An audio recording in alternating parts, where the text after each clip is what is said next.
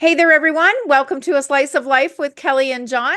Today, our guest is Dr. Lynette Louise, and she has a fascinating story. She is credentialed, uh, overly credentialed. She's got so many degrees and titles and credentials, and she's had such an interesting life. She's traveled around the world. And Jon, let's start with what is she most known for?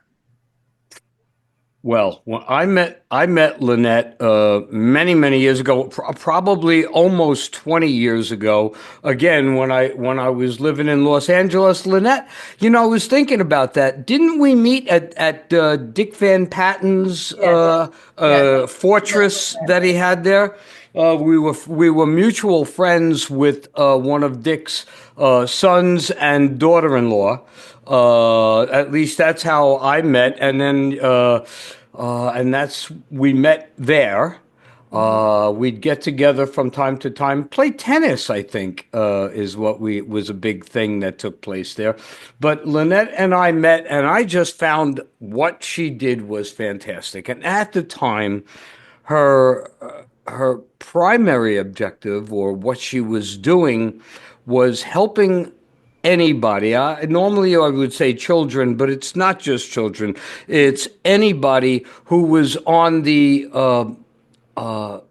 spectrum for autism, on the autistic spectrum, and she was uh, unique in her in the way that she worked with people, families. People would fly Lynette all over the world to deal with family members who had these problems, and I just found her to be exceptional.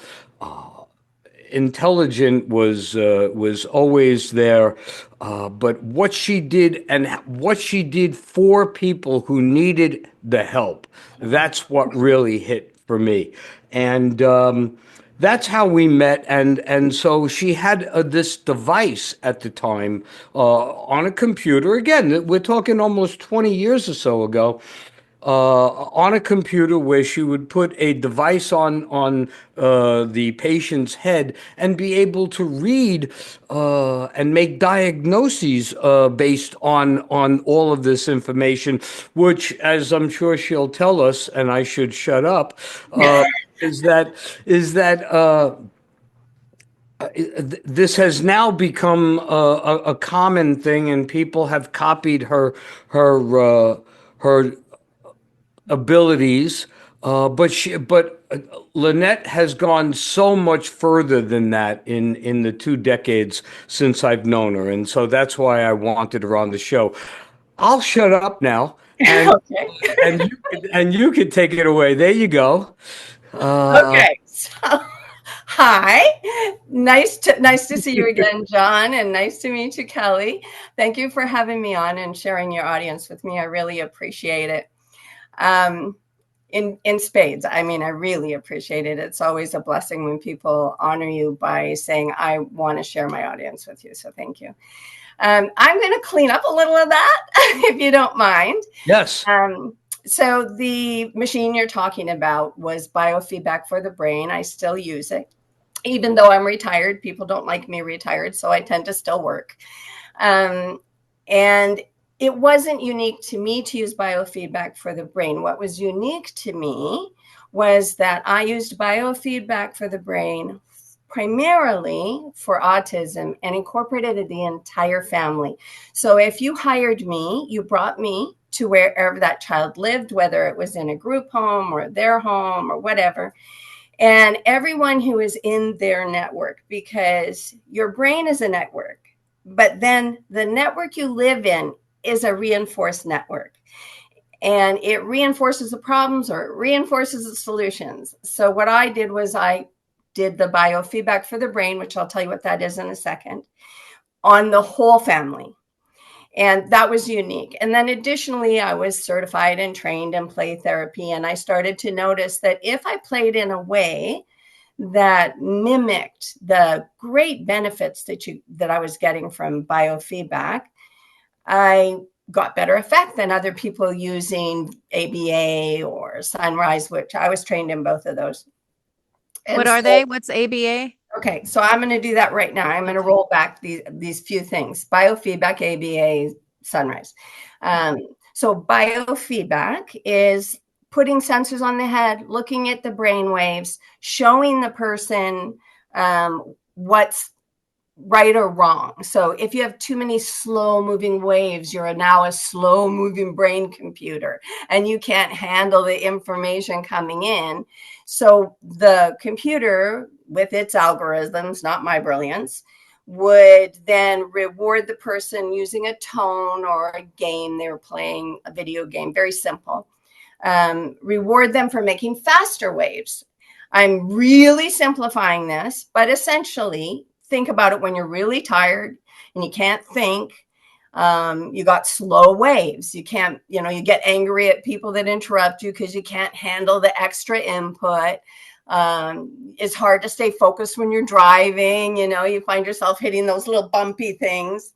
So many people that I worked with had excess slow wave activity, and this computer would encourage the brain to make faster wave activity, and it would, because your brain and body respond when they know what to do, and that's an important point. That includes if you compliment yourself, if you brag on yourself. When your brain knows what you want, it gives it to you. So that's how it started. I was doing play therapy with autism. In some places I was doing counseling. In some places I was doing neurofeedback or biofeedback for the brain. ABA is applied behavior analysis. It's a type of training and teaching. Sunrise is a play therapy approach where everything's perfect and you just keep encouraging. They're polar opposites. And there's other kinds that I've not certified in, but trained in. And so I took all of that and I noticed that children were most benefited and people were most benefited by the speed with which the computer gives the brain information. So normally it's slow. Normally I say to you, gosh, I like your hair. And you think, wow, she likes my hair. I wonder if she means it. I guess she means it. I'm going to say thank you. And out comes your response. This is a bunch of things. When you're doing neurofeedback, looking at the brain waves, it just goes, oh, beep, don't do that, do that. No beep, don't do that. Beep, do that. So there's not all this processing, and there's an immediate change in the brain state. That was fascinating, and it still fascinates me. Decades later, I still go, I can't believe this simple beeping, not beeping game playing changes us so much. But it does. And that made me realize we're doing everything too slowly with these guys, right? We need to give them fast input really quick. You said ba and I said ball. You went ah and I went, oh my goodness, that looks like you got excited. But I did it immediately like this. I didn't sit and write a chart. And then I built. So I could go on and on and on and on about what I did, but I really, that's what I did, which has now been copied. And many people now take neurofeedback into the home and attach it to play therapy. They do it different than I do, but I'm teaching that as well. And I've got a website that we've got up called Growing Minds that teaches how to do it my way. So it's out there. And I was blessed to have been a part of it. I primarily started with autism, but when you're making brain change and you're working with families, you end up working with everything. I'd be there and they'd say, my dad has Parkinson's. Can you work with that? And I'd be like, sure. A brain is a brain. And if you're teaching it to operate differently, it will function better, no matter what the diagnosis. Now you recently, or you have a book called Another book. Yes. This is my newest book. yes, I was going to say another book. And the name of it again is In Search of Teresa, a journey into the mind of a woman with many personalities. So how did this come about? Actually, it's a pretty cool story. I tried to retire. And so I got rid of my house, moved into an RV. I was going to do all this adventuring with my special needs son. All the rest of the kids have become successful, tax paying, marriage, houses, all that stuff. Well, But wait, she's, before we go into that, since you brought it up, I have 8 I think kids. it's important that the audience know Yes, it is. uh, Thank you. that Lynette has 2 children of her own, but then adopted 6 special needs children over the many years ago. You've done it. Yeah. I mean, years and years ago, Yeah. and she has taken them and made their lives amazing, thanks to everything that she knows and she has done. Yeah. So now that we tell the people how many children were in your sphere and that you Right. were responsible for, please carry on with your story. But just on that note, I actually got this from them because there wasn't information way back when in the 70s and 80s. And so I had to keep figuring out what worked and trying what they told me to do. Some of it was abusive. And I was like, I would try it and I'd feel so bad. And then I'd do it my way and they'd respond, but then they'd say, don't. And so you go down this path of learning what is it? Necessity is the mother of invention. And I just had to help them. And it was because of my children that everyone else benefited and that I learned this stuff because I hate school. I didn't want to do all that, but I love my kids and I love kids. And kids have always been my motivator. So what the heck? You go to school, you train, you take classes, you figure it out, and you try stuff. So So yeah, you adopted these kids before you started helping kids with yeah, my autism? doctorate happened at the end of the story. So I just kept going, well, how do you do it? How do you do it? How do you do it? And then, oh gosh, I got to take another course. So literally, where everyone else gets their degrees at the beginning and then tries to have a career, I just was working and helping my kids, and then other people wanted me to do for their kids what I was doing for my kids, and I went, well, I need degrees, and I literally got my doctorate and retired. Like it was, Oh, wow. oh well, you do it your own way. Everyone has their funnel Right. in whatever Well, shape. and really it was about results more than just a degree. It was about helping your kids. So Right. you did it that way Right.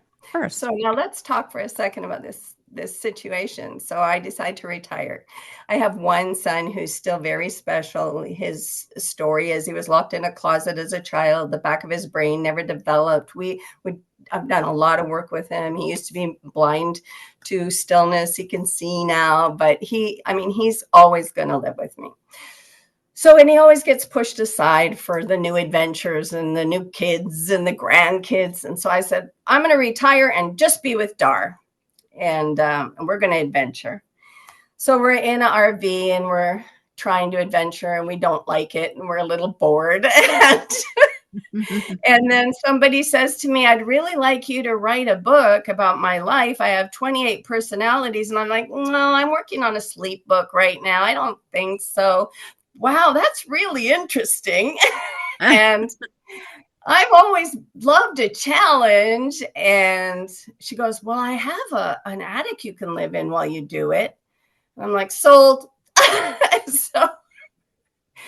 So that's how it started. I went there and Dar and I lived there for a while and I interviewed her a lot. And I very quickly decided I should help her too because I have tools, right? And very interesting things unfolded. She had this diagnosis, but right away I doubted it. She had this propensity to be always unhappy, to be always looking at the past and talking about how miserable her life was, and this desire to have a book written. And she was holding on to this misery tightly. And every word out of her mouth was about her past. And so I sold her on the idea that as we went through her life chapter by chapter, she could let it go. And so when we would do a chapter that, I'm interviewing her regularly and stuff, when we would do a chapter that was about a particular time frame. And then she would bring it up again later and we're on a different chapter. I'd say, oh no, we're done with that chapter. Remember, you only held on to it all this time to share it and save others. You can let go now. And this became the most remarkable kind of therapy I'd ever. Now, I've seen people do something sort of like that by telling people to imagine their life's a movie and, you've moved along. But this was literally, no, you've told it, it's therefore gone. And literally, chapter by chapter, she let go. And what unfolded in front of me was a woman with severe memory issues who probably had been misdiagnosed and didn't have DID, which is the official term for multiple personalities. It means dissociative identity disorder. They just changed the name, whatever. And that she really probably had early onset Alzheimer's. So that meant that her memories were suspect, but it didn't matter. And it doesn't matter because you live with what you believe to be true. It does not matter what is true. So she believed certain things, therefore that was the, can I say hell? That was what she lived in, that horrible box of constantly regurgitated memories. Of course, I started doing neurofeedback on her also once I had gotten all the chapters. I didn't want to influence her brain that way until I'd done that and watched her change and improve. And so the one thing she still really had was a memory problem. And I got her to the right doctors and she got the right tests, and she had, even in the blood tests, you could see she had Alzheimer's. And so this life that she'd lived for 40 years was literally all because of a misdiagnosis. With the right diagnosis, everything would have been different. How the family treated her, what she believed about herself, the medicines that were thrown at her. And she was way over medicated, like 28 medicines. Every time she had a problem, they just throw something at her. Yeah. And I mean, the way that you treat dementia, which Alzheimer's is just an offshoot of dementia. Dementia is the overarching diagnosis. The way that you treat that is with physical activity and doing a variety of things and keeping your life interesting. And there's memory medicine too, but you get that later.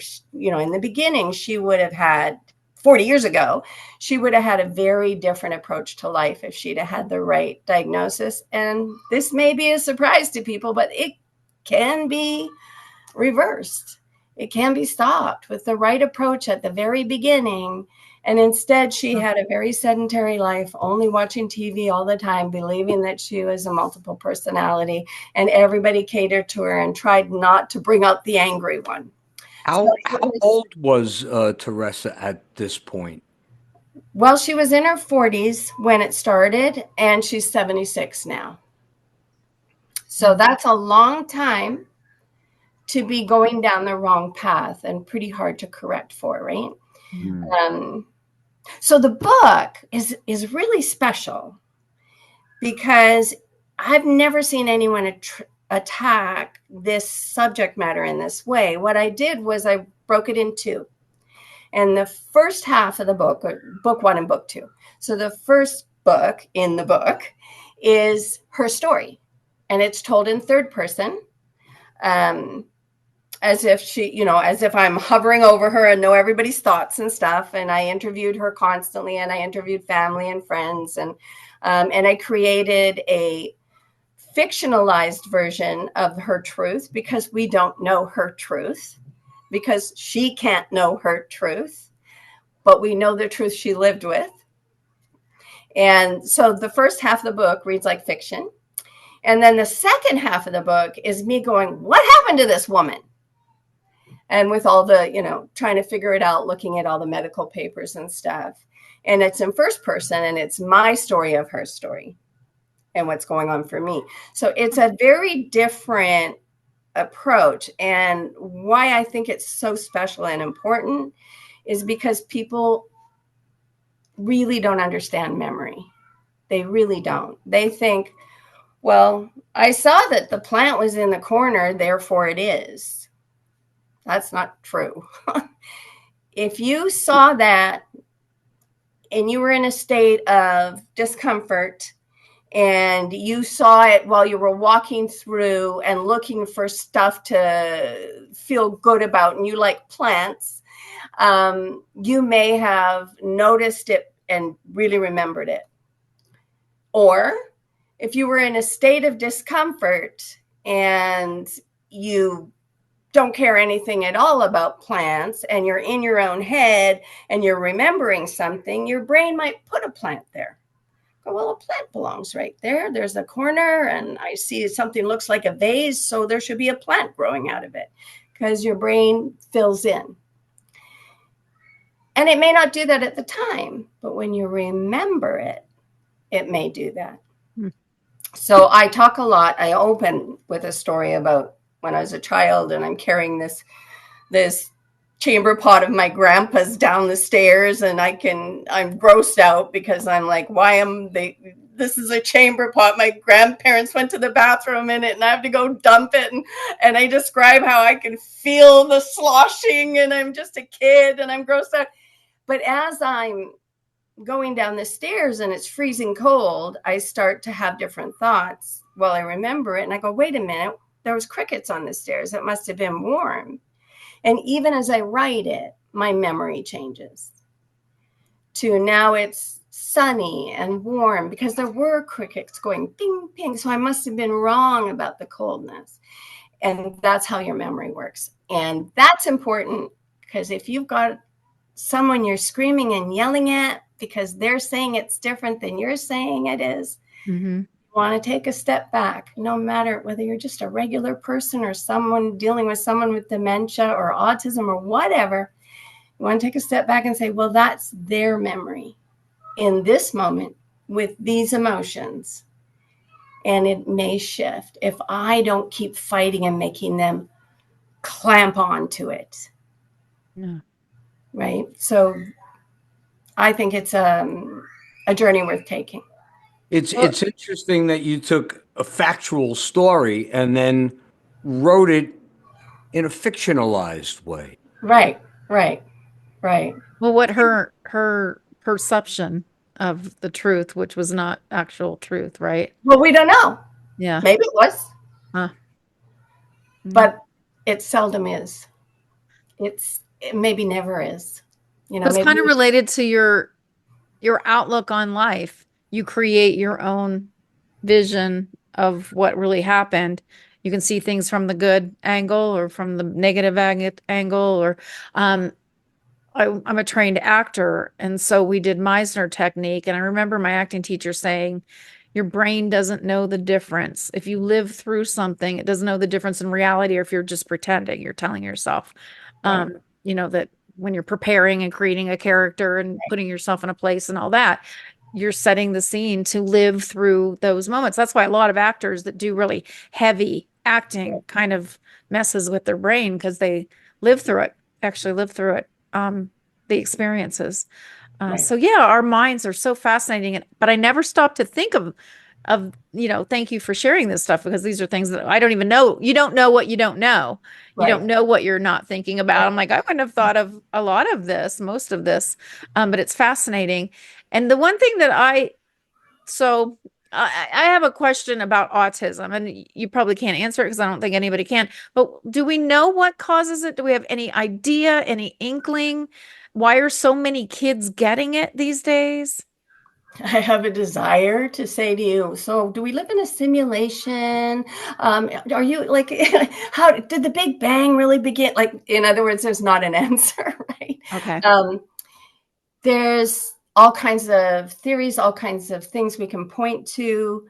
And it would be lovely if we could just say it's genetics, or if we could just say it's the environment, or if we could just say it's the vaccines, or if we could just say it's the cleaner on your carpet. All these things, by the way, are contributors.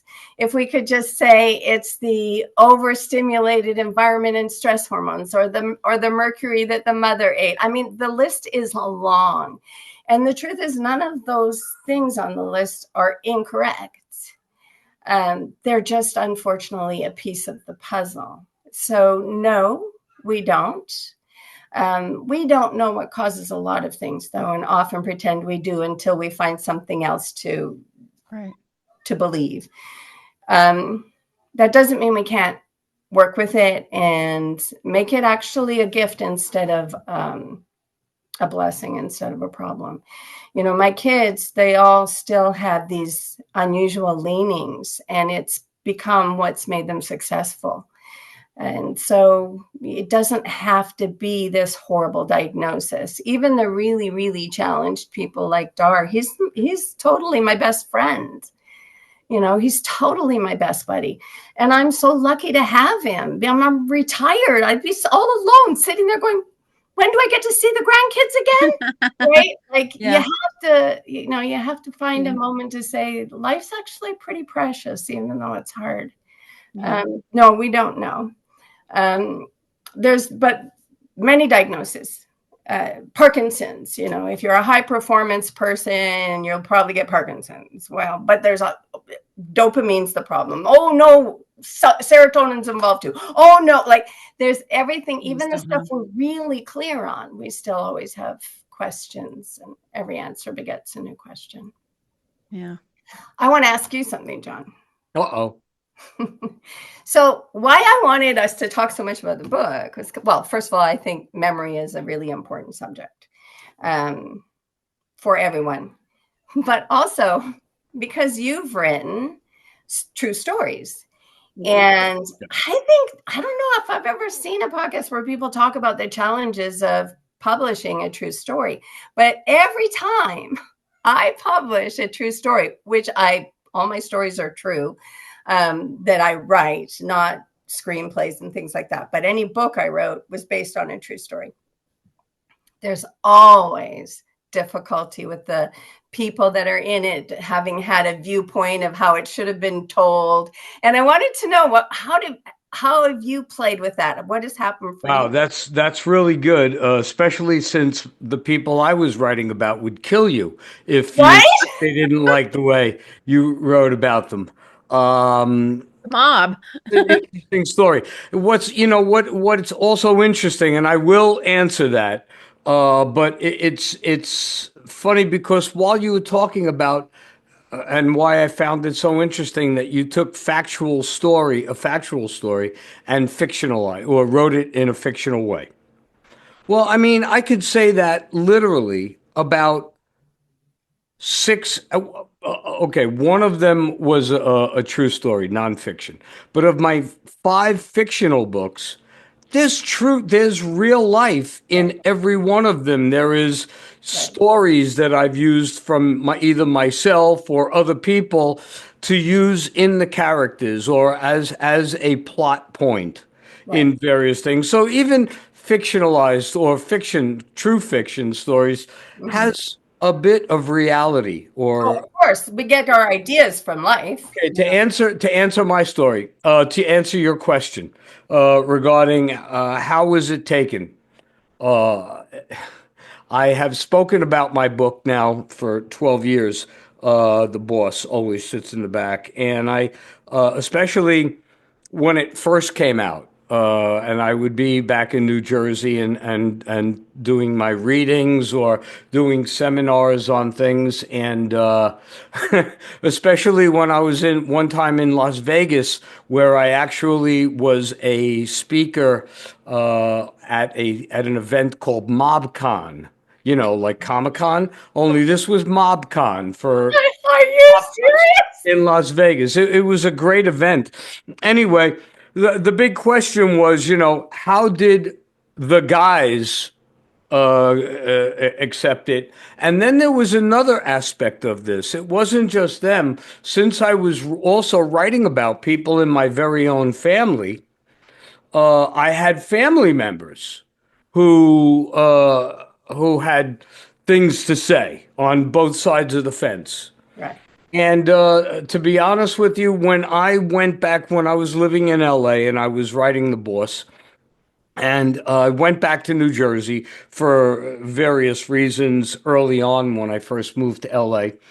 I would get together with the guys, and because I needed details, I needed Right. things to Right. know Right. that took place when I wasn't around, or okay, I saw this happen, but then what happened after that? And these guys, they filled me in.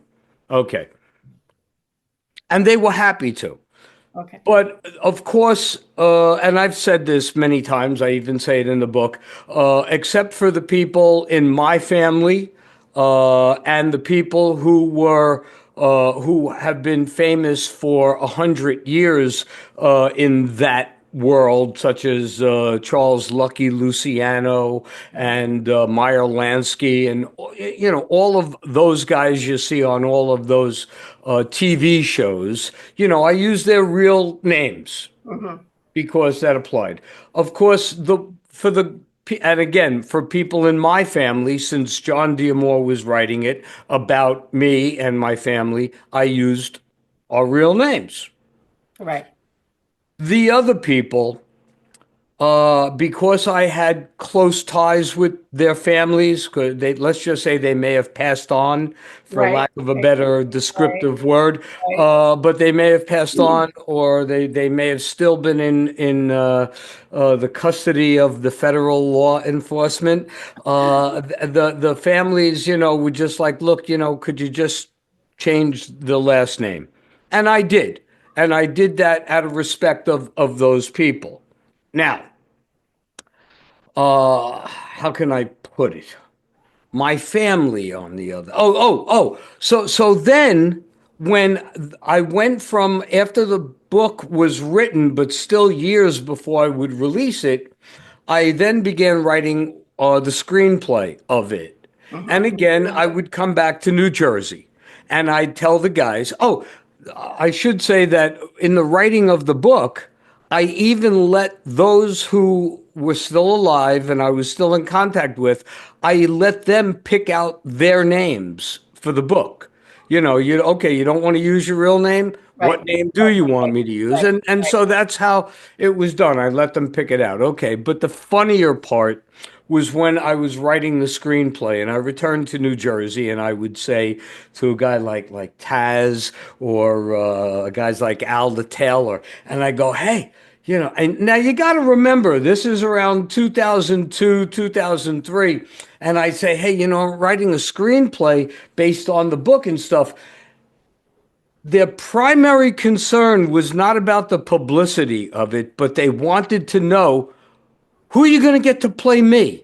Can you get De Niro to play me? Can you get who were the big guys at that? As if you'd have control over that, right? Exactly. And I kept saying, look, I'm just the writer. I won't have any say on that at all. But they were just excited about it. Now, I will say on my family side, on my dad's side, my father came from a large family, 10 kids, and he was the fourth youngest. So there were, five older than him. Mm-hmm. And five or six, and they all loved it. All of my older aunts and uncles loved it. The younger aunts, they were three aunts, were all upset by it because That's where I want to go. they had a bigger, they had this brighter picture of my Right. father and one of my uncles that they never did that. They Right. were never involved in that. And I'm like, I lived with the man for 42 years. Right. I know what he did. I knew the people he hung out with. They Right. only grew up with him until they were 13 or so. Right. And by that time, he had gone off to World War II, Right. came back, met my mom, got married. And then I came along at some point. So I sort of had a better relationship with this guy than or at least Or, knew what he you did knew on. parts of him that they didn't know, right? Yeah, And yeah, that's and so they were upset by it, and that's it. right, That's the worst it got. They were upset by it. Certainly, they bought a copy. right, They could have asked me. I would have given them a copy because right. they were my aunts, but they secretly went out and they bought a copy. So I can't bitch about that. But I did have to deal with nobody external of the guys, Right, right. you know, And that's and that's an interesting thing that I've seen reflected as well. And I think it's relevant to what we were talking about on, motivators and mental health and all that, is that every time I've written a true story, which, like I say, my books are true stories, it's always a mental health, it's about autism or it's about cerebral palsy or whatever it is. The people that are the main characters, the main people it's about, are usually very happy with it. But the extraneous people, the smaller players that are barely mentioned, they have a desire, usually, to be seen in a certain way, or to see the person who's broken as the only broken one. I'm not broken. I'm not contributing to the brokenness here, right? And they recognize themselves, so they know, even though I've changed the names, they know it's true because they knew that was them when they read right, it. right, And I think it's important for people to just sit and think about for a second, because this is a similar problem to what happens when I go into the home to help with a brain disorder. People have a strong desire to have me come in and look at this mess, look at this problem, and say, you are perfect. What you are doing is perfect. But if that was the case, they wouldn't have hired me. right, I wouldn't be being paid big dollars and flown all the way there and doing all this stuff I'm doing if they weren't struggling. mm-hmm, They mm-hmm, still don't want that, though, right? It's like a mother wants to hear, you're the best mother ever, even though she's gone to counseling to try to figure out how to be a mother, right? And there's some, if you're going to ask for my help, or if you're going to have something written where you're in there, there's an opportunity for learning. And the desire to be perfect is silly anyway. It presupposes an end to creativity, as if you could ever get to a place of perfection. right, right, But yeah, it's the littler people who wanted to see, for example, Teresa's husband is a big player in this. He's passed away. And, the children wanted to remember their dad in a certain way, but their mom was the one telling me stuff that he'd done. So they weren't things necessarily that they'd been privy to, similar to what you're saying, right? And they didn't want to think of him as ever having a moment of grief driven racism, right? And they're like, no way, take that out. And I'm like, it's already published. You already signed off on it. I passed it to you. right, right. Yeah. It's a challenge. You'll never make everybody happy with everything that you write, but as long as in here you know that what you wrote is the Right. right thing. Right. And will help. And so I guess I wanted to bring it up because I don't think people think about this. I don't think when they're reading a true story that they stop and think, wow, that's actually kind of courageous of the writer to be willing to tell all this. It takes a kind of courage, but also you have an opportunity as a reader to learn something that wouldn't have otherwise come to you. And especially if you're a character in the book, you have an I think opportunity.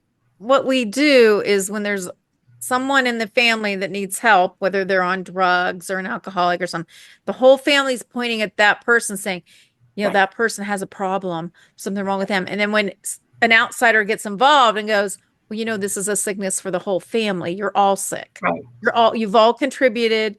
in Right. some way. And they no, I don't drink. I don't have a problem. I'm Right. not the alcoholic, or, the black sheep of the family is usually probably the most healthy one a lot of times. So families don't want to hear that, because I think in our culture, we've created a culture where we don't want to admit to having flaws. We don't like to say, give apologies. And apologies are so healing. If we would learn, and I'm as guilty as anyone else. I just observe it, you observe it in other people.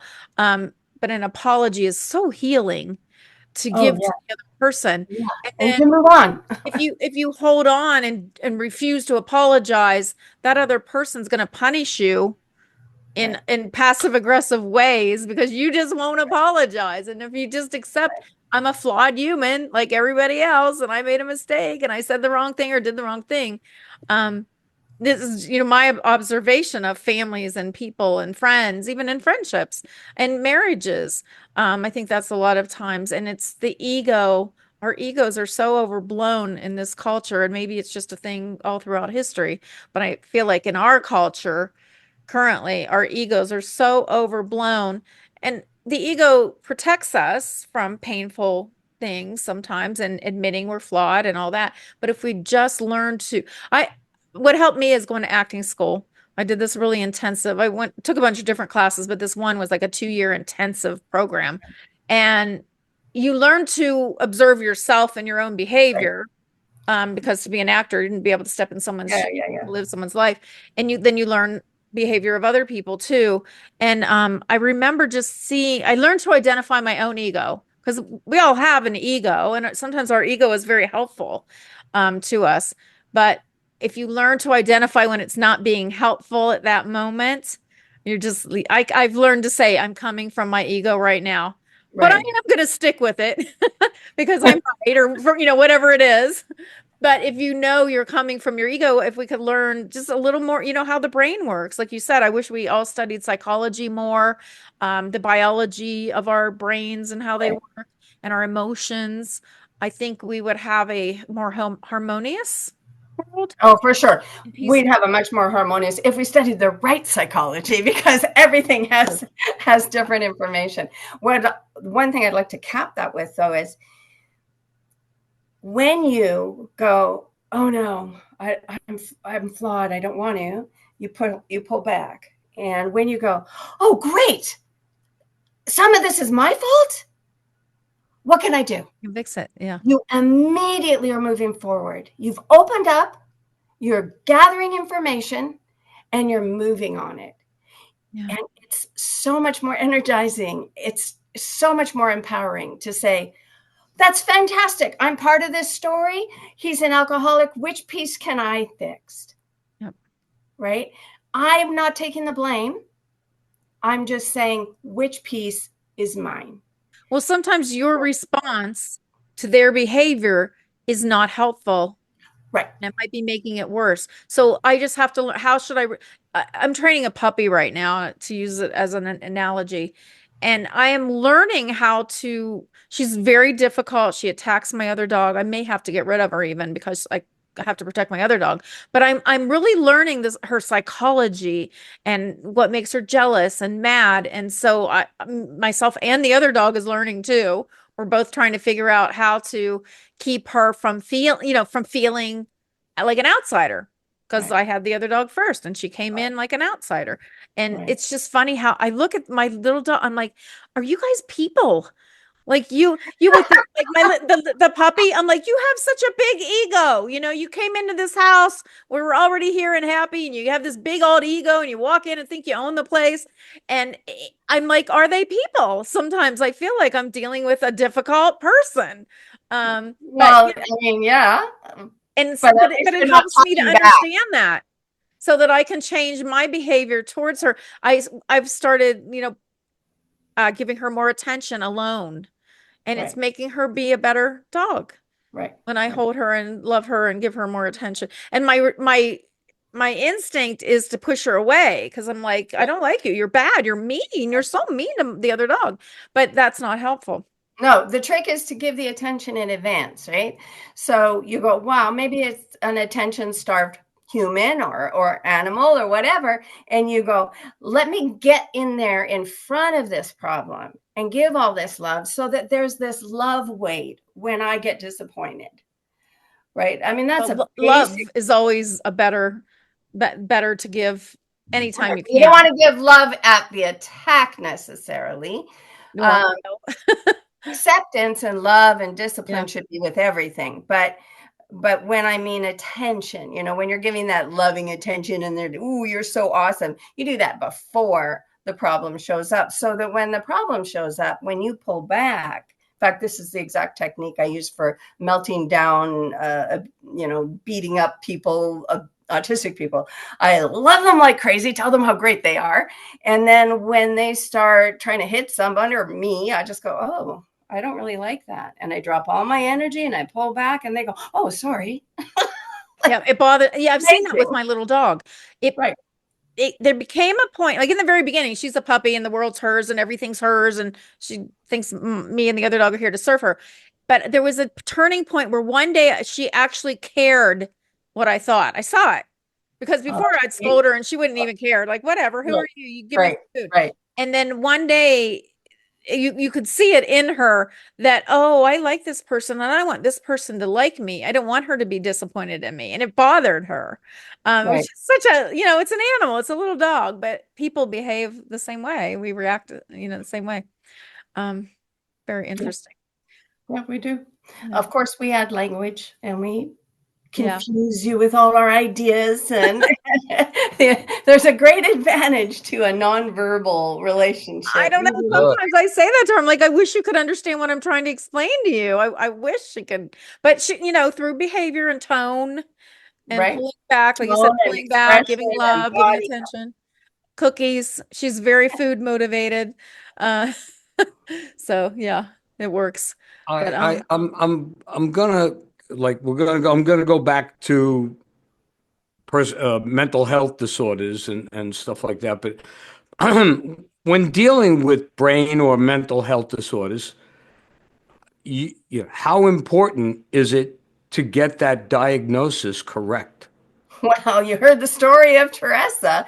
She had 40 years of yeah, incorrect path taking. Um, a diagnosis, I always see a diagnosis as, how when the swimmer dives in the water in a race and then they get to the end and they do that flip It, where they push right. off on that wall and they go really fast the other way. I use that vision a lot for myself because getting a diagnosis, any diagnosis, what it does is it's like you're in the search, right? You're in that first swim. You're in the search. What's going on here? What's going on here? What can I find? What can I find? You get a diagnosis and you push off from it. You don't embrace it. You can hold on for a minute or two or a year, but you want to use the diagnosis as, okay, now what do I do? How do I improve? Not what do I fall into and feel bad about and I'm stuck with forever, because that's not going to help you. That's just going to make it worse. You push off. And that doesn't mean cure. I'm not saying you're going to cure or win the race, but you're going to push off from that wall using the diagnosis. And so you need a diagnosis. But if you get the wrong diagnosis, it's like you got to that wall and it was curved and you went across the lanes and crashed into all the other swimmers and you didn't get anything accomplished. So you want, at the very least, to have a diagnosis that is in the ballpark. Because if you read the DSM-5, it's a diagnostic manual where they all sit around and decide what your diagnosis should look like and stuff. You'll think you have everything you read. You'll read every page. You'll go, I have that.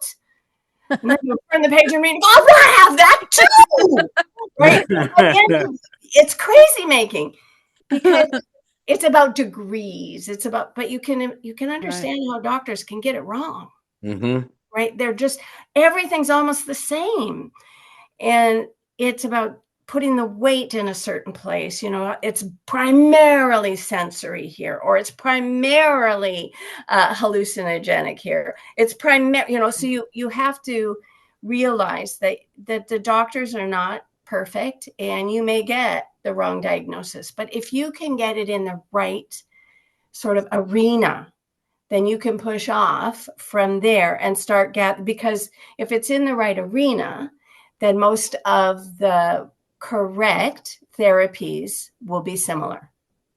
And as you're swimming down that lane, you can correct and make sure you're in the right spot. You can course correct. You don't want it to be multiple personalities when it's early onset Alzheimer's. This is too far apart. Right. Right? So a good diagnosis requires that you go ahead and get some extra opinions, right? Don't just buy the story. In this case, it was the woman was very Christian, and this isn't about Christianity. This is just about her, right? So she was very Christian, and she didn't want to go to any doctors that weren't also Christian. So she didn't look for a doctor based on reputation or skill. She put the wrong criteria in front. Now, if you're looking for someone to pray with or someone to go to church with or something, right, that's different. Right.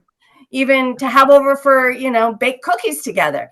But if you're choosing your doctor, you want to base it on their skill level and their reputation, right, and that sort of thing. Knowledge. So it's really important to make sure that the people you go to have a lot of good stories to tell, and they're told by others.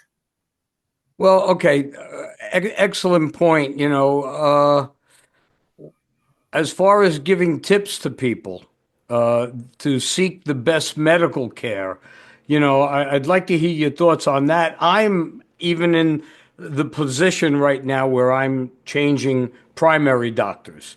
My last one's no longer at the facility that I used to go to. They move around. Right. So now I have to find someone else and teach my entire life story to all over again. Right. And your file will go there probably.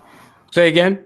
My your file will go there. You just got to make sure they read it. Yeah, they're not going to read it. They're only going to event I get rushed to a hospital or something like that. I don't know.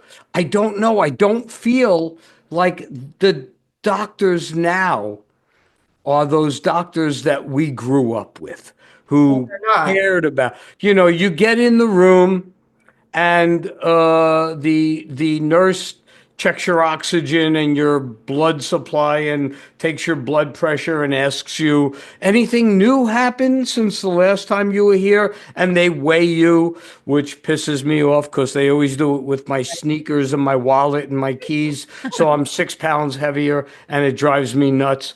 But anyway, do you still take this medication? Yes, I do. Okay, good. Okay. And then, so she's there for all of 4 to 6 minutes. And then you sit there for another 2 to 4 minutes, never 2 minutes, 4 to 6 minutes. Yeah. While you sit there and you look at everything. Jerry Seinfeld does a great thing where he says, I'm sitting in this room and nobody's coming to see me. You know what I'm going to do? I'm going to lick all the tongue depressors. And I thought that was hysterical, so I never let them touch me with the tongue. Oh my God. So of course, and then the doctor walks in with my file. How are you doing? Anything changed since the last time? No. Or you tell him stuff, and it's like sort of in one ear and out the other.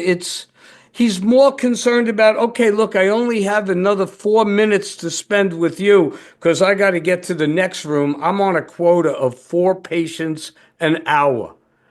And this last guy, I talked to him and I could see him looking at his watch. I said, if you want to be my doctor, I need more than 8 minutes of your time. Right. Especially if you want to learn about me. Right. I don't have a lot of medical situations, but I want you to know things that have happened. So can I answer you?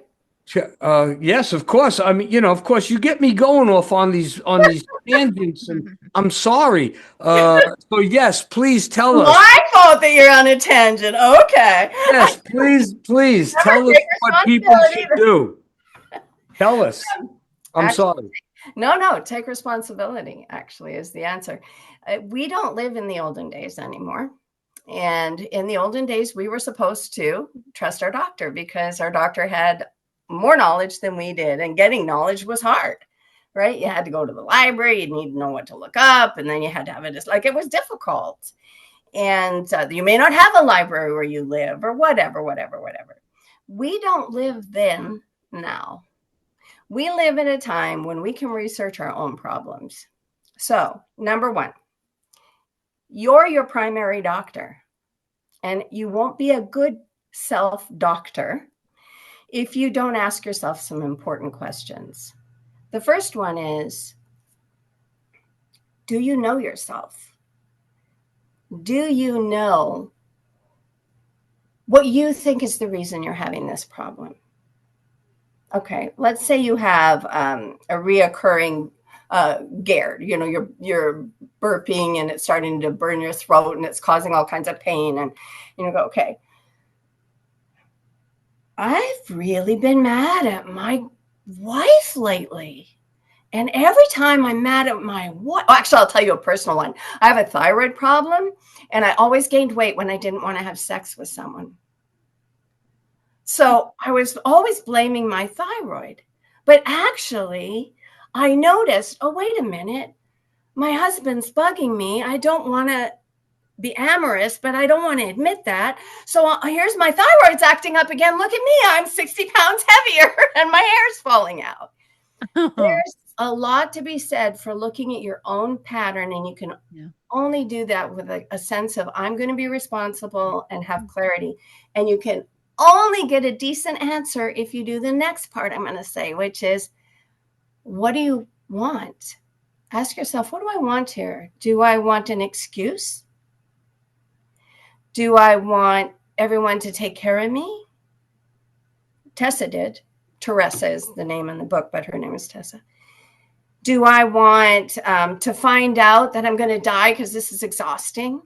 Do I want to have to go on a diet because nobody in my family is willing to stop eating all these carbs? So if I get diabetes, I can insist on it. What do I want?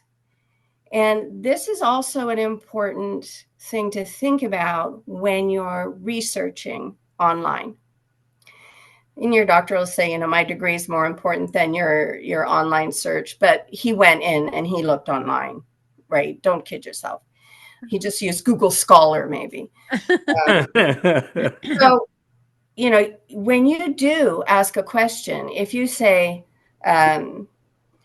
why am I having so much gas and is it burning my throat? You get a very different answer than if you say, how do I help myself? Or what's a natural solution to gas and acid reflux, which is the term for it's burning my throat.